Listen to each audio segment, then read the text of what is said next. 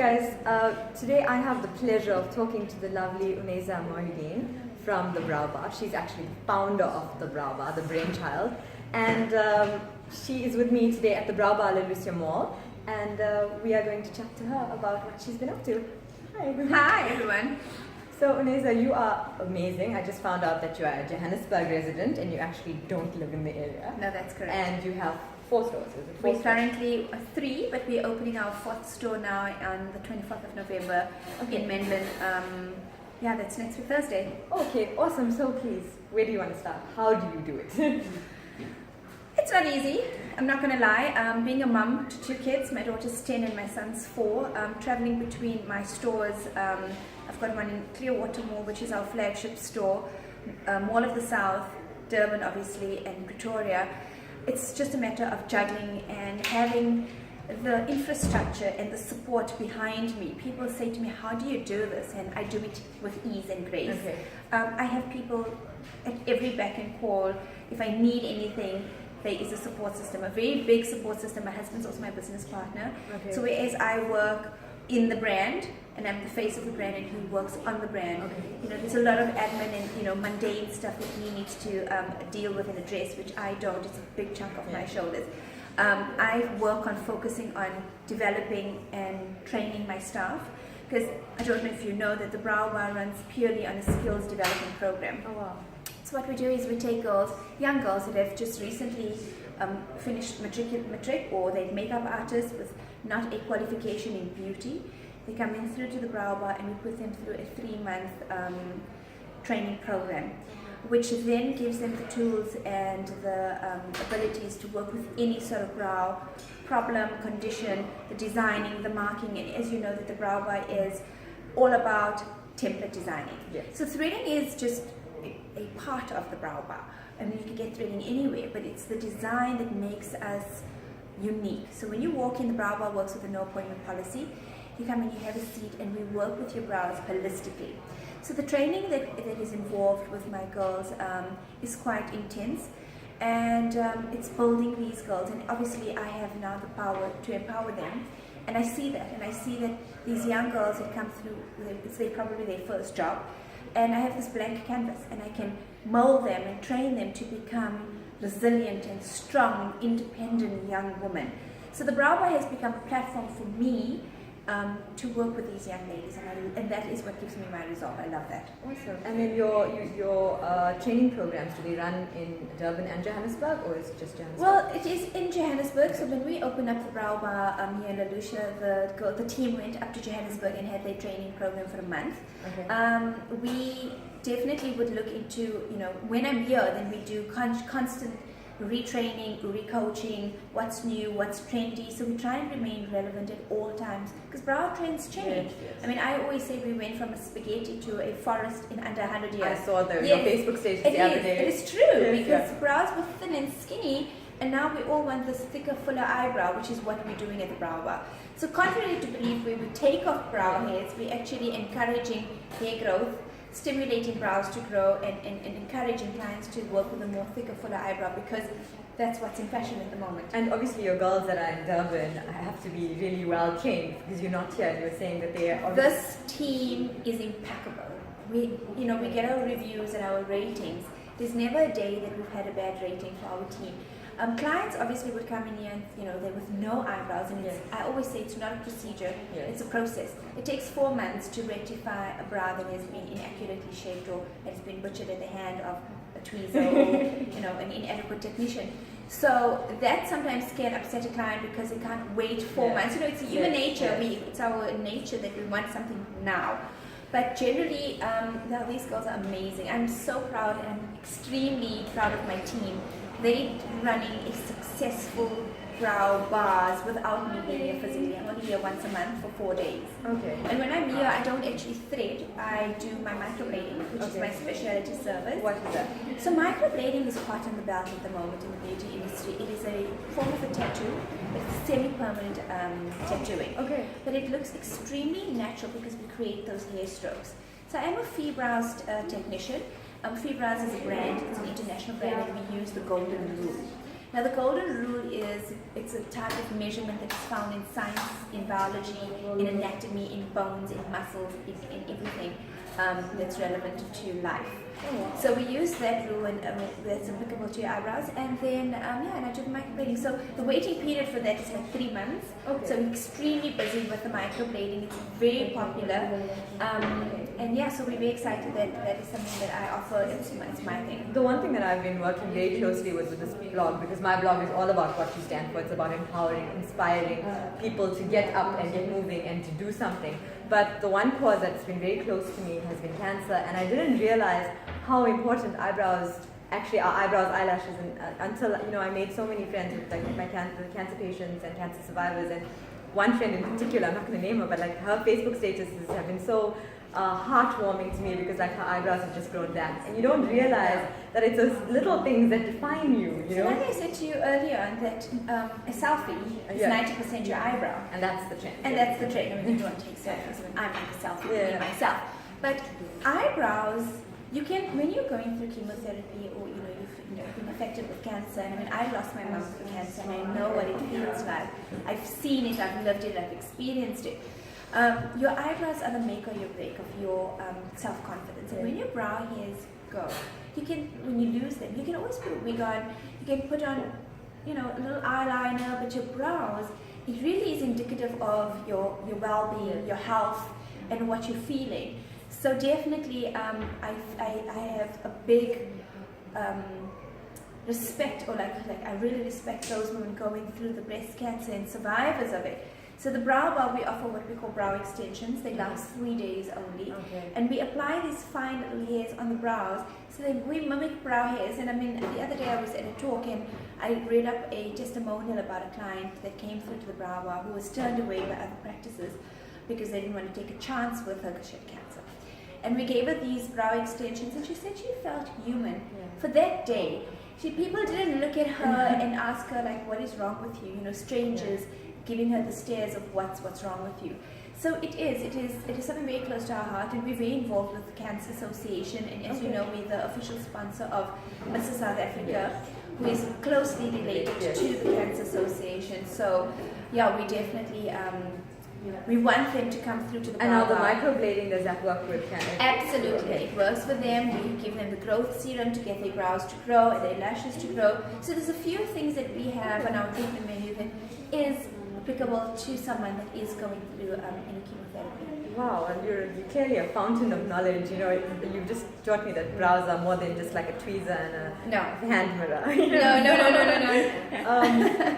Getting to that now, when we made this appointment to meet, this was a month ago, so I made the pledge I didn't do. I'm celebrating November now. November on your brows. November. So what would you do to my eyebrows right so now? as I look at your brows now, I can see that you've got a I've been trying to grow it. Yes, you need a thicker brow. Okay. So without a doubt, we're going to train your brows over the next 4 months. And training means you're going to use a growth serum for 4 months. I am a client of the brow. Fantastic. Oh, well, congratulations. There's my therapist.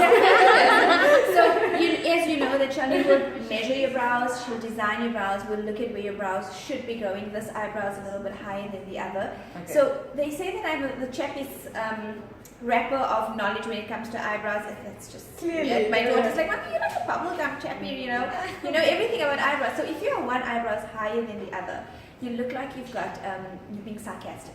Because when you're using your brows, your muscles move. So when you're being surprised, they move symmetrically. But when you're being sarcastic, the one eyebrow moves higher. And you've got that sarcastic look now. with all due respect. Sorry, everybody that I've interviewed. So we need to now correct that so that this arch matches that arch. So that's more than what meets the eye. There's so much of knowledge when it comes to your eyebrows. The Chinese read personalities by looking at your eyebrows. So there's a way that we can say, this is your personality, this is your personality type, by simply looking at your eyebrows. So yeah, you make brow contact before eye contact. So it's been proven that if everyone shaved off their eyebrows, you find it difficult to recognize that person. They didn't have their eyebrows. And the best part is brows work on autopilot. So the louder you speak, the higher you raise your eyebrows. So there's a lot when it comes to brows that people don't know. They know this, but they don't know it. And you clearly not just like babbling on. You clearly know what you're talking about. I give this lecture all the time. Like I do this advanced.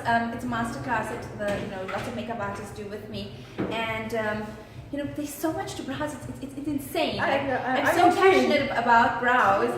One would think like it's just eyebrows, but it is definitely the make or break. If you wear very little makeup but your brows are done, you just do a lip gloss like you look today, you look done. You don't need more than that. But if you had to do a full face makeover and not do your eyebrows, you'd look incomplete. Okay. Yeah.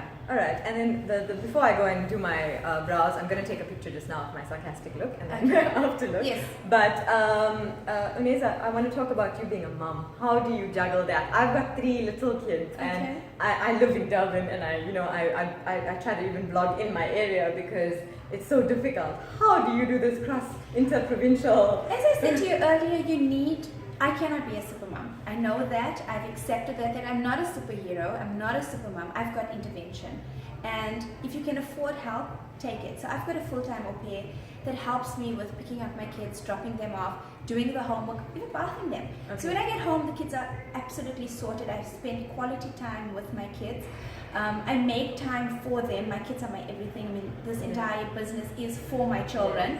And I've removed that sense of guilt that I'm not with them, because I would rather be here building up a brand for them than being at home full time and they have a miserable mom. Yes.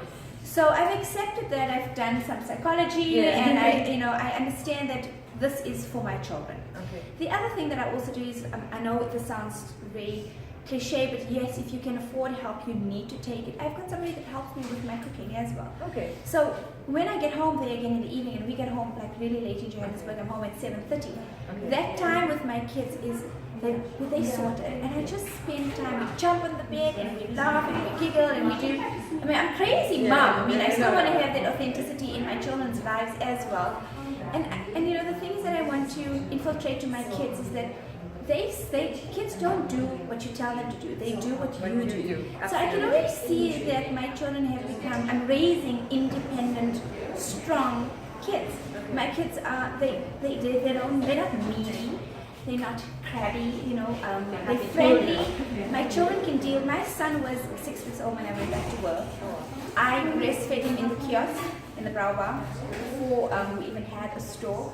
And I did breastfeed him in the Brow Bar, but I used to take him to the Brow Bar. There was a shoe shop next to me. I used to feed him in the stockroom. Oh, okay. So I've had my fair share of challenges and hard, those days are bittersweet, but I wouldn't change it. I embraced all my challenges, because today I can stand here and say, you know what, we've arrived. Yes, absolutely. Clearly we've arrived, but it's the right way. It's been a struggle. It's 5 years of working at this. I mean, I work Monday to Sunday. Okay. My kids come to work with me. I mean, I pay my daughter 200 Rand a day to hand out flyers. And she's 10. She's 10. So, she knows that, I'm going to work. So there's already building that sense of entrepreneurship in them from a young age. And that's so good. I know you've got a son as well, but I can relate on the front that I've got 3 daughters, and to be an inspiration to your daughter and to build her must be an amazing feeling to you. Yes, it is definitely. To see mom do it's not something. a disservice. No, it's absolutely not. And joking, motherhood, and I always say you've got to be the baker, the maker, the candlestick maker. You've got to be everything. Yes. And one has to do it. I mean, it is my role. I start very early in the day, and me time. Okay. So I understand that my personality needs self-care. And the moment you can't fill everyone else's cup if yours is bone dry. Absolutely. So I realized now, after so many years, that I need to take care of myself. So I make sure I exercise. I make sure I eat well. I'm always, my hair's kept properly. I make time for facials. You're make time. beautiful. No, thank you so much. I told you off camera. But You got the biggest compliment. you have to. You've got to. You are the brand. Yes. You can't sit here with bad brows and sell brows. So it's also taking care of myself, and I've realized that self-care for me is so important, so conducive to my, strength, that I can set over to and pass on to my team members, and I see that I set that example, and I lead that way. And I'm happy to just say that, I just want to remain this person that I am, have the humility and be authentic. It's very important for me. And the power to empower is a big thing for me. As being part of the End Lamini campaign, she's got the End Girl Hate campaign. We endorse that. The sisterhood and the culture in the brow bars is not a snake pit environment. Each team member works with each other, they build and they protect each other, and I love that. I love seeing the sisterhood with my team members, and I see it with my daughter as well. Awesome. Yeah, well, it's been incredible. I honestly, before I came here, I thought we were just gonna, come. I was gonna come in here and do my brows and have, vlog about it. But I've learned, so much from you, and you clearly know what you're doing, and I'm so proud to actually know you. Yeah, so it's been such an enlightening morning, and good luck. I'm going to share the pictures on my blog about your stores, maybe the Joe Book stores as well. Yes. Some pictures from the opening. And Yes. I know quite a few of them. Mrs. South Africa finalists from Durban, and they scream your name. They are very proud of you. Yeah, so we are the official sponsors, so we take care of the Mrs. South Africas. We do a lot of celebrities. We've become known as the celebrity brow bar. But each person that who is your most exciting person that you excite personally for you? There's so many. I can't pinpoint that one. Everyone's eyebrows are different. Everyone's eyebrows are different. Definitely Candice Abrahams, who was our previous Mrs. South Africa, who won Mrs. World. And when I said to her, you're going to go to Mrs. World and you're going to win because your eyebrows are on point. And she was like, you're right. Did you see all these other ladies, their brows were not looking that great? But every person that walks into the brow bar, whether you're a student or a teenager or an older lady, we want you to come in and have the same experience. Whether you're a celebrity or whoever you are, whatever title you have, you need to experience that same experience of the brow bar, that holistic feeling, like you walk in here feeling a little bit under the weather, not so confident, and you walk out feeling like $1,000,000. Okay, well, I've got a race later today. I'm doing Jump City tonight. It's an obstacle race. Fantastic. So I'm gonna change my sarcastic brows to sexy for my race. Yes. Okay, so we're gonna say bye now. Strong brow game. Strong brow game. Thanks, Unaiza. It's been absolutely amazing. We're gonna take our funny picture now. Yes, I'm ready for the funny pictures because I've got a very nice sarcastic look as well. Okay, awesome. Bye, guys. Bye.